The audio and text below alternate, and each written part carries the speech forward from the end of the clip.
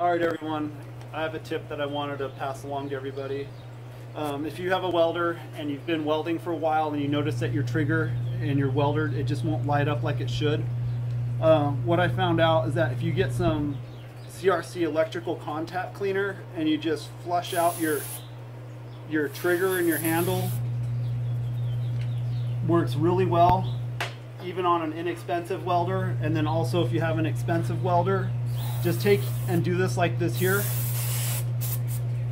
and it helped me out a lot and it works great.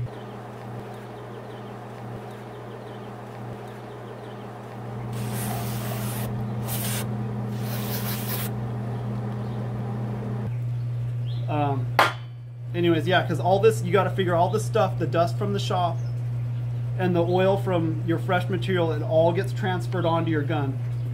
So give it a try.